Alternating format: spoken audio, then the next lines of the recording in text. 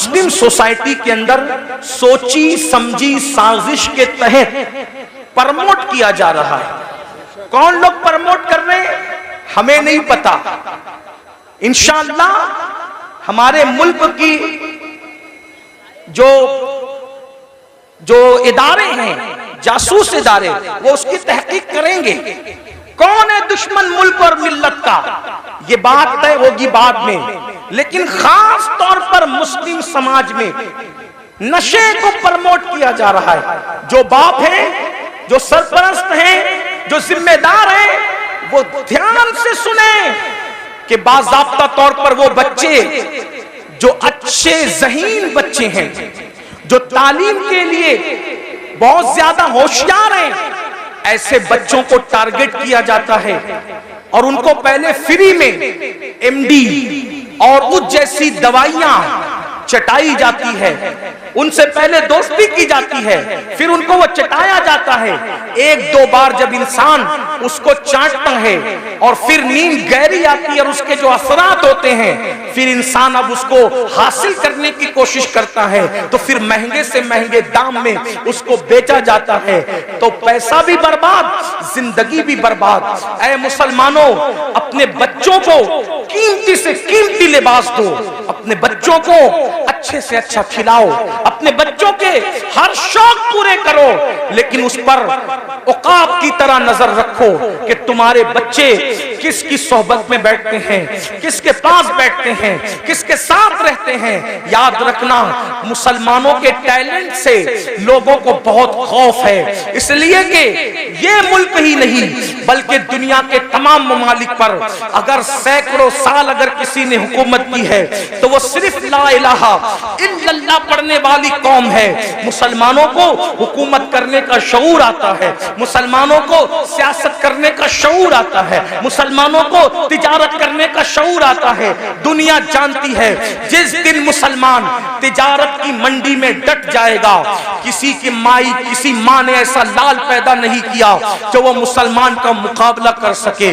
जब हम ताजिर थे हमारे मुकाबले में कोई ताजिर नहीं था, जब हम सियासत कर रहे थे हमारे मुकाबले में कोई सियासतदान नहीं था, हम इल्म के मैदान में डटे थे हमारे मुकाबले में कोई नहीं था।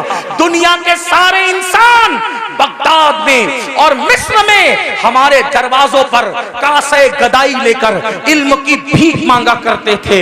हाँ हाँ, हम ही थे जो लोगों को जागीरे भीख में अता करते थे, हम ही थे जो लोगों को माला माल करते थे। ऐ मेरी कौम के जवानों, लोगों को तुम्हारे टैलेंट से खतरा है, इनको पढ़ने मत दो, इनको आगे बढ़ने मत दो, इनको तिजारत करने मत दो, इनको जो है माश और मैशत की तरफ आगे बढ़ने मत दो, इनको गानों का आदी बना दो, इनको गेम का आदी बना दो, इनको नशे का आदी बना दो, इनको शराब का आदी बना दो।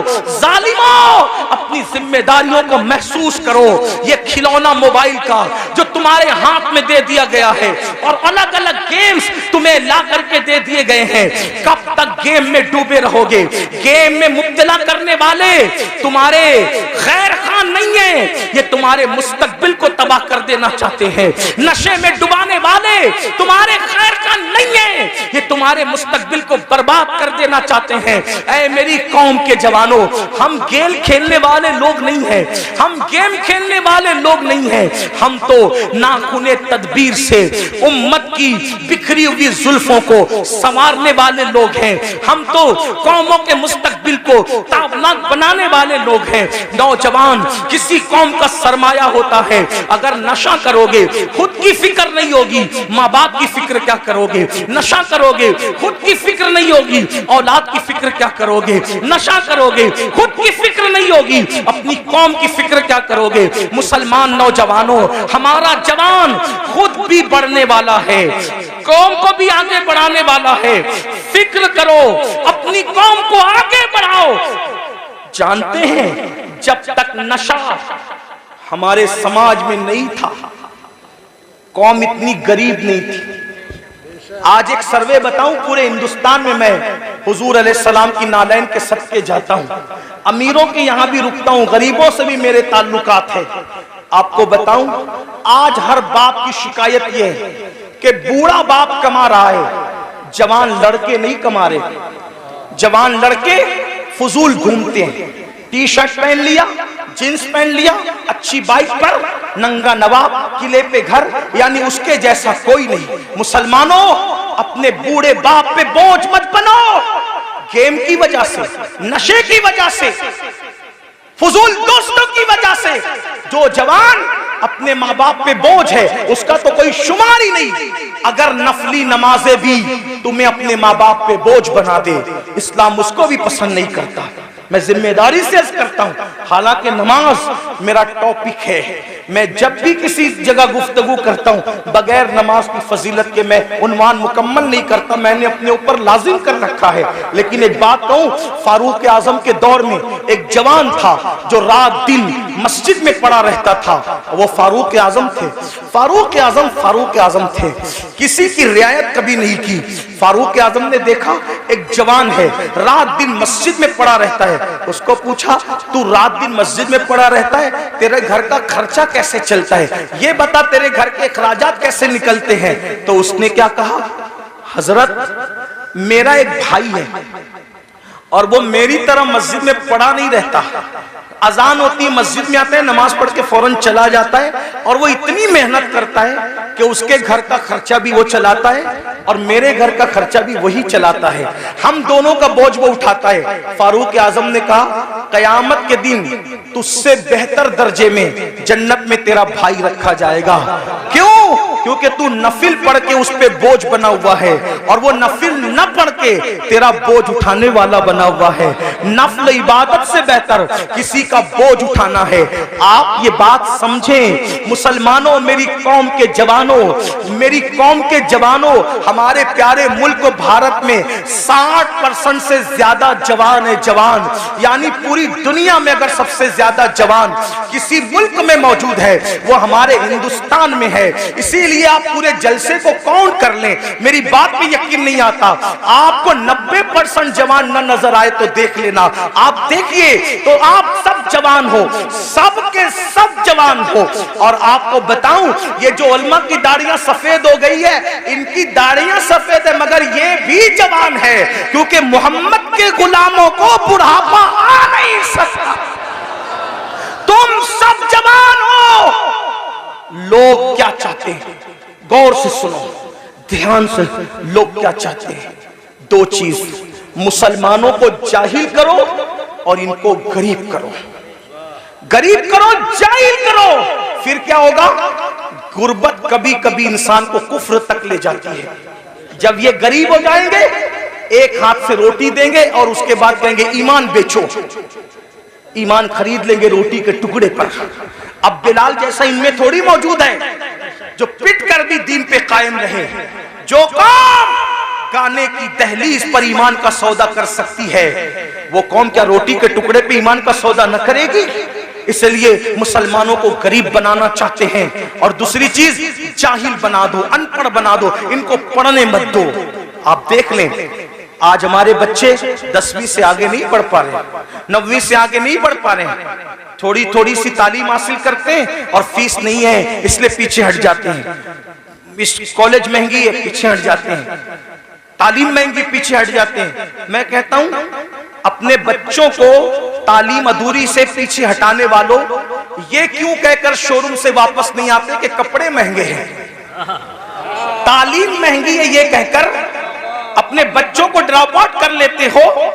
आप हजरात ये कहकर बच्चों के कदमों को पीछे हटा लेते हो। मैं कहता हूं 1000 बार शोरूम से वापस आना पड़े कि मोबाइल महंगा है, मैंने नहीं खरीदना, कपड़े महंगे, मैंने नहीं खरीदना, जूते महंगे, मैंने नहीं खरीदना, लेकिन तालीम महंगा करने वाला कितना भी महंगा कर दे, कितना भी महंगा कर दे, कितना भी महंगा कर दे, इल्म छोड़ूंगा नहीं।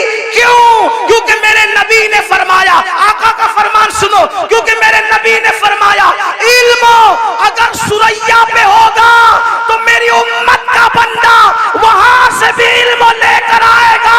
गोया के बताया जा रहा है, ऐ तालीम को महंगा करने वाले, जा महंगा करके देख ले, आसमान तक तो तू तालीम को नहीं ले जा सकता, और अगर ले जाएगा तो मोहम्मद रसूलुल्लाह के गुलामों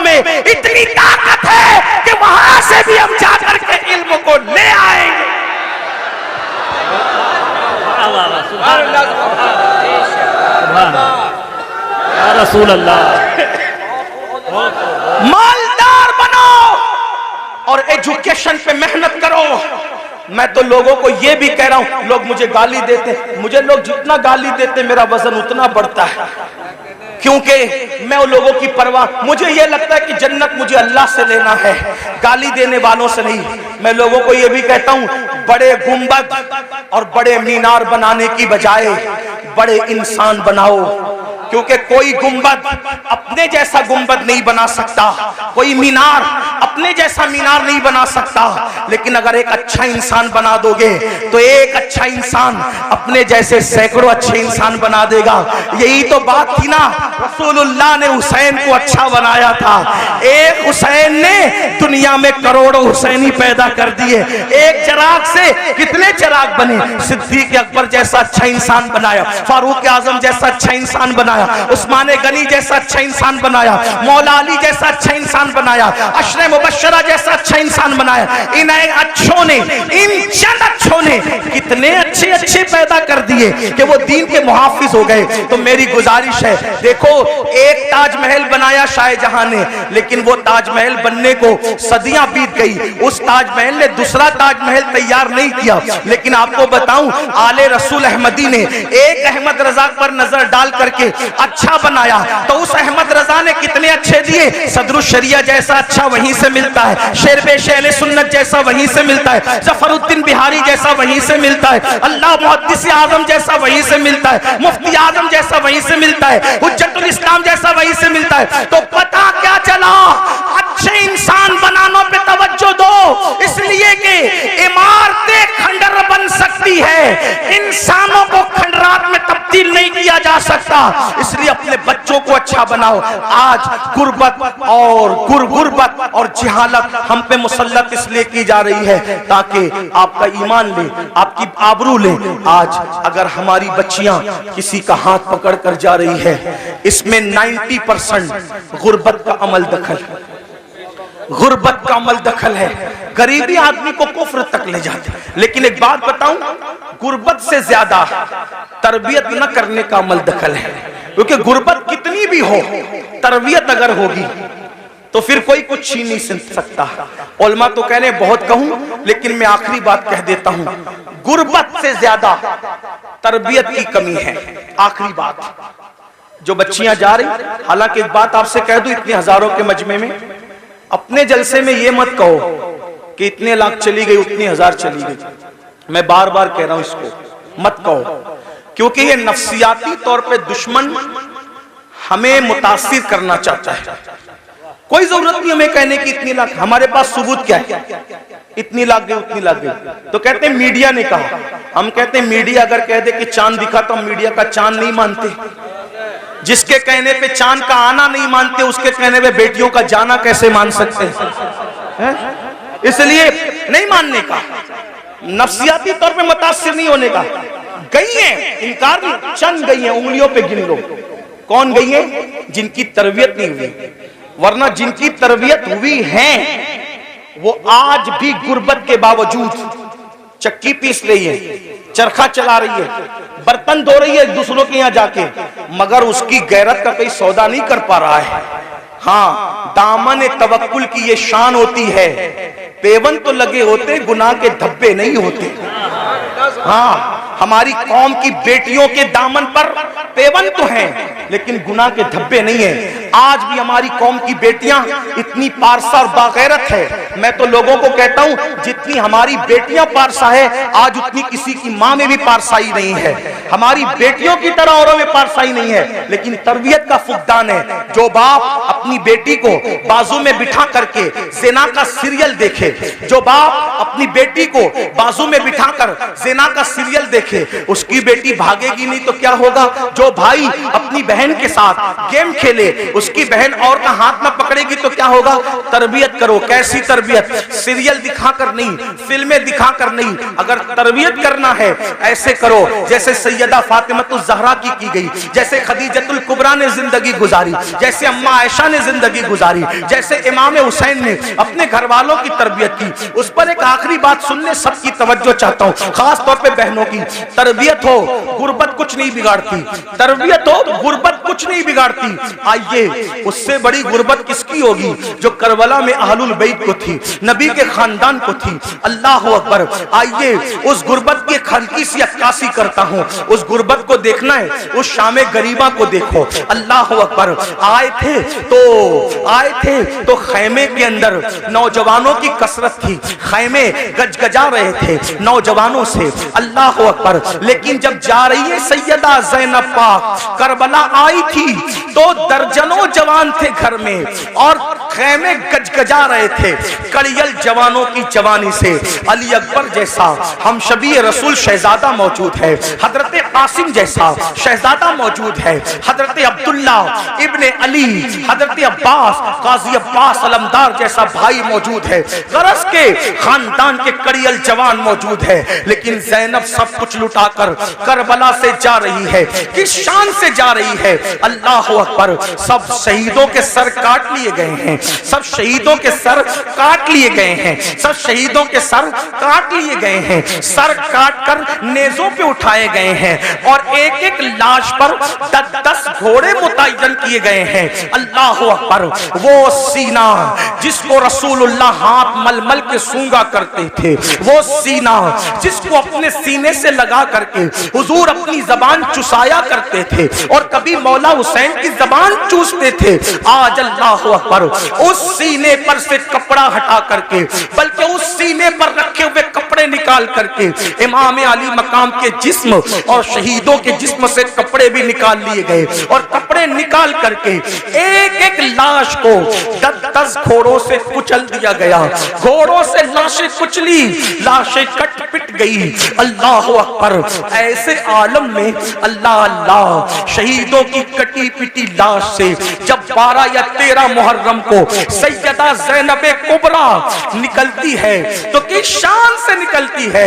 मौर्रिखीन लिखते हैं सैदानियों के हाथों को रस्सियों से बांध दिया गया था और पैरों में बेड़ियां डाल दी गई थी। अल्लाह अकबर। इमाम अहले सुन्नत के छोटे भाई उस्ताज़े ज़मन के बकौल उनकी तहरीर की रोशनी में बीबियों के ज़ेवरात तक छीन लिए गए, कानों की बालियां तक छीन ली गई, हत्ता के दुपट्टे तक छीन लिए गए। जिनके घर में इजाजत के बगैर जिब्रील नहीं आते थे, आज उनके सरों के दुपट्टे भी छीन लिए गए हैं। अल्लाह अकबर। वो इमाम ज़ैनुल आबिदीन जो कई दिन से बीमार हैं, 3-4 दिन के भूखे प्यासे हैं, गले में तोक डाला गया है लोहे का, हाथों में हथकड़ियां हैं, पैरों में बेड़ियां हैं और ऊंटों की नकेल उस बीमार के हाथ में दी जाती है। ज़ैनुल आबिदीन उस नकेल को पकड़ के गिर जाते हैं, जब गिरते हैं तो पीठ में तमाचे मारे जाते हैं। सैयद नसीरुद्दीन नसीर गोलड़वी कहते हैं आखिर नसीर अदावत के भी कुछ न कुछ आदाब होते हैं, नसीर अदावत के भी कुछ न कुछ आदाब होते हैं। किसी बीमार को जंजीर पहनाई नहीं जाती, किसी बीमार को जंजीर पहनाई नहीं जाती। तमाचे मार लो, खैमे जला लो, कैद में रख लो, तमाचे मार लो, खैमे जला लो, कैद में रख लो। अली के गुल रुखों से बूए ज़हराई नहीं जाती, अली के गुल रुखों से बूए ज़हराई नहीं जाती। सोचो, गौर करो, ये करबला है, इस खानदान पे कितना जुल्म हुआ है, कितना मजलूम है ये खानदान। जब कटी पिटी लाशों से ये सैदानियों का अल्लाह अकबर लुटा पिटा काफिला जब जाने लगा तो सैयदा ज़ैनब ने कहा नाना जान आप पर अल्लाह के और फरिश्तों की दुरूदें हो। उस हुसैन को देखो जिसके लिए आप सजदे तवील करते थे, जिसके लिए आप सीने पे चढ़ाते थे, जिसे कंधों पे उठाते थे, आज उसकी कटी पिटी लाश को कफन तक मयस्सर नहीं है, उस पे खाक उड़ रही है। जब आपने रोया, आपके रोने को देखकर अपना बेगाना सब रो पड़े। लेकिन कहना ये चाहता हूं, ये लुटा पिटा काफिला जब कूफा गया, तो एक तारीखी रिवायत के मुताबिक, तारीखी रिवायत बहुत सारी है, एक तारीखी रिवायत के मुताबिक लुटा पिटा काफिला जब कूफा में गया तो कूफा में ऐलान हो रहा था, कूफा वालों कुछ लुटेरे थे, कुछ डाकू थे, कुछ रास्ता मारने वाले थे, वो बगावत कर रहे थे, हमने उनके सर काट लिए और उनकी औरतों को हम कैदी बनाकर और बच्चों को कैदी बना के ला रहे हैं, उनका तमाशा देखो। यानी ये नहीं कहा गया आले रसूल को कैदी बना के ला रहे, क्या कहा झूठों ने, जालिमों ने, पलीदों ने कि हम डाकुओं को, लुटेरों को काट करके और उनकी बीवी बच्चों को जो वो कैदी बना के ला रहे हैं। अल्लाह अकबर, पूरा कूफा बाहर आ गया, दिल रखने जगह नहीं थी, उनकी औरतें छतों पे चढ़ गई। जब छत पे चढ़ी, कितने दिन हो गए, मेरी अपनी छोटी सी मालूमात के मुताबिक करबला वालों को भूख और प्यास से कम 6 दिन से ज्यादा हो गए थे, ज्यादा से ज्यादा 15 भी कर लें, 12 कर लें, जो आपको तहकीक करना हो करें, मैं कोई मुहक्किक नहीं, सिर्फ नसीहत की बात कर रहा हूं। कम से कम 6 दिन हो गए थे भूखे प्यासे होने में। गुर्बत नहीं तरबियत, गुर्बत नहीं तरबियत, गुर्बत नहीं लुटा रही हमें, पहले तरबियत का न करना लुटा रहा है। जब ये काफिला जिसमें बीबियों की चादरें छीनी गई, बीबियों को रस्सी से बांध करके नंगी पीठ पर बिठाया गया और कहा गया कि बागियों की औलादों को और बीबियों को कैदी बना के ला रहे हैं, तो कूफा की औरतें छत पे चढ़ गई थी। सैयदा ज़ैनब ने कहा, ऐ नबी की बेटियों, ऐ नबी की बहुओं, ऐ नबी की नवासियों, तुम दुपट्टे से अपना मुंह ढकती थी, अब तुम्हारे पास दुपट्टे नहीं है तो अल्लाह ने तुम्हें बड़े बाल इसलिए दिया है कि अपने बड़े बालों को अपने मुंह पे डाल लो और अपने बड़े बालों से पर्दा करो। मेरी बहनें अगर मौजूद है, ऐ इमाम हुसैन के नाम पर सब कुछ लुटाने वाली मेरी बहन, वहां दुपट्टे नहीं है तो चेहरे के बालों से मुंह ढका जा रहा है, तेरे पास तो हजारों का दुपट्टा है, फिर भी तू मुंह खोल करके वलीमा में जाती है, इमाम हुसैन की रूह पे क्या गुजरती होगी, फिर तू मुंह खोल करके बाजारों में घूमती है, हुसैन पाक के नाना के दिल पर क्या गुजरती होगी। नादान मेरी बहन, यजीदियों के तीर इमाम हुसैन के जिस्म को छलनी करते थे और तुम्हारी बदअमालियां इमाम हुसैन के सीने को छलनी करती है, इमाम हुसैन के दिल को छलनी करती है। यजीदी न बनो, सच्चे हुसैनी बनो। बहरहाल चेहरे पे बाल डाल लिए गए। कूफा की औरतें ने जब देखा, औरतों ने, छोटे छोटे बच्चे हैं, छोटे छोटे बच्चे हैं, औरतें हैं, तो उन्होंने रोटियां और खजूरें फेंकना शुरू की। सदका सदका सदका।